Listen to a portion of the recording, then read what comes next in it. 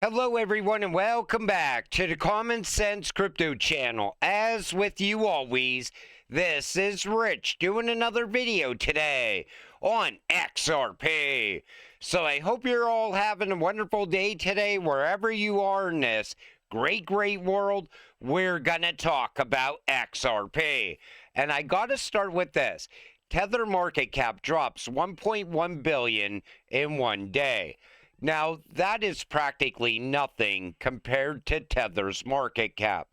But this is how fast things happen in crypto.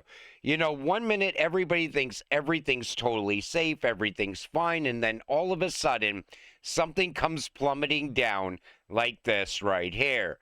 Now, Tether, I still believe at some point in the future it is going to lose its peg and it will crash out, because it cannot pass regulations in the EU. It cannot pass regulations in the US after the Clarity Act. And every other country around the world is going to adopt either MiCA-like regulations or US-like regulations, which will be very similar. So Tether doesn't really have a future like people think. And I believe when that crash happens, it is going to come out of nowhere. This is why I don't hold anything tied to USDT. The 12.6 million in USDC was likely frozen in connection with an ongoing but unrelated civil court case, according to on-chain sleuth Zach XBT. So they had to freeze $12.6 million in USDC. And it was tied to some sort of contract, smart contract, and a rug pull that was associated with it. Now, I get that. But this is why AI agents will not be paying each other inside of stablecoins, using stablecoins, because they can be frozen, they could be clawed back, and I think AI agents will choose crypto over stablecoins. I still think that's the future. But people will argue, they're going to be like, oh, well, they're going to use USDC or they're going to utilize USDT. I really don't think so.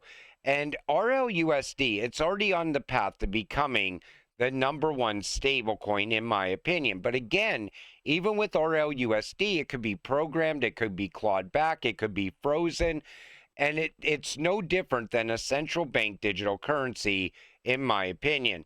The only thing that's different is it's launched by Ripple instead of the Fed. This comes from Smoke. To remain relevant, SWIFT will integrate with digital currency issuers. Meanwhile, Ripple and Stellar operate the only major digital currency networks meaningfully challenging the correspondent banking model.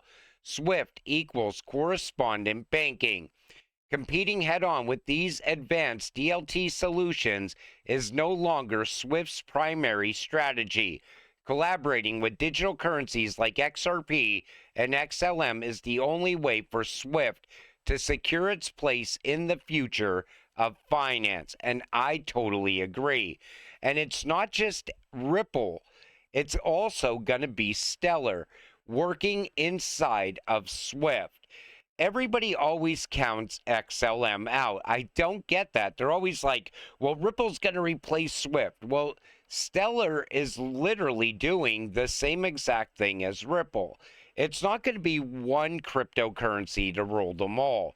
It's going to be a handful of cryptocurrencies to rule the world. Breaking, just got off my phone with my insider with high clearance in Washington, D.C. He said it's time and then hung up. I'm at a loss for words. Something huge is about to happen. Brace yourself. You know what to do. Watch what happens in the next few days and bookmark this post. I'll share another update tomorrow. Turn on notifications. This is very important. A lot of people will wish they followed me sooner. Do you know how many times I see these posts? Nobody has insiders. There's no insiders. Literally, right now, I could tell you, I just hung up with my insiders in Washington, D.C., and they said XRP goes to the moon tomorrow. And I made it up out of thin air. And that's what these people are doing all the time. And right away, everybody will be like, well, we need to know more. What should I do? What do you want me to do next? It's like, that's how quick people fall for things in the crypto space. Nobody had insiders along the way. And crypto is going to take off at when we all least expect it. If XRP wasn't your biggest conviction, what would be? Right now, I would say my next favorite cryptocurrency is HBAR, and it's tied with QNT. Maybe even some XDC. But Flare is my latest conviction. It's all about Flare right now. I've been buying it every chance I get because I know what Flare is capable of, and I want to buy as much as I can before it happens. I already think I hold a decent amount of HBAR and QNT as well. Everybody out there should hold at least one QNT. I still believe it's going to be a 6-digit asset in the future. The second the new financial system gets here, most likely Flare will start to break out before the rise of the new financial system. Do you hold more XRP or XLM? Do you just hold one of them? When it comes to XRP and XLM, it's 60-40 for me. I hold 60% XRP and 40% XLM. But I also got into crypto at a much different time.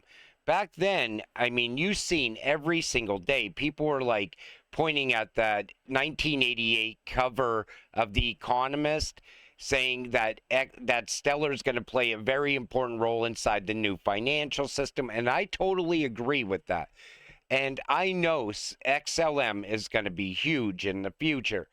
But that back then, it was a lot easier to stack multiple cryptocurrencies because they were even at cheaper prices than what they're at right now.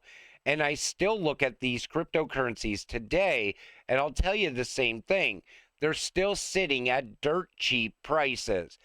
But I diversified a lot back then because I was gambling on memes, and then all of a sudden, I said, I got to stop losing money on meme coins, and I need to start investing into solid projects.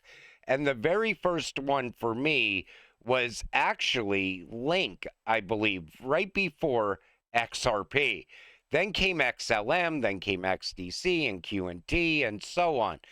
But it was a lot different, and people were way more enthusiastic about utility-driven cryptocurrencies back then than what they are today. Everybody knows what these utility coins are built to do, yet most people ignore them. Or they want to get involved with a cryptocurrency that just launched yesterday, and they're like, this is a solid project, and it's going to be the XRP killer. Wait and see. Along the way, there has been a multitude of XRP killers. And guess what? Even now, most of those cryptocurrencies are gone, and XRP is still here. A similar move on XRP would place us at $20. So XLM just wicked to $2.20 on Upbit, and it has people doing the math on what a similar move would look like for XRP. I believe $20, we're going to see that once the run-up begins for XRP. Even the chart guys would all agree $27, and that's conservative. That's without any catalyst or anything. That's where they're projecting XRP to go. So, and most people are now saying that XLM is going to hit $2.20, and that this wick that they seen on Upbit was a warning to what comes next. I don't know. You know, we see those glitches with XRP all the time. This is insane. So you see, this is gold, and this is altcoins. Everybody's expecting altcoins to do what gold just did. And it's like the rotation. So you'll see the money flow out of gold, and it'll flow into Bitcoin. Bitcoin will have its run up. Once it comes crashing down, we are in alt season. And almost any altcoin that you buy will give a decent return on investment.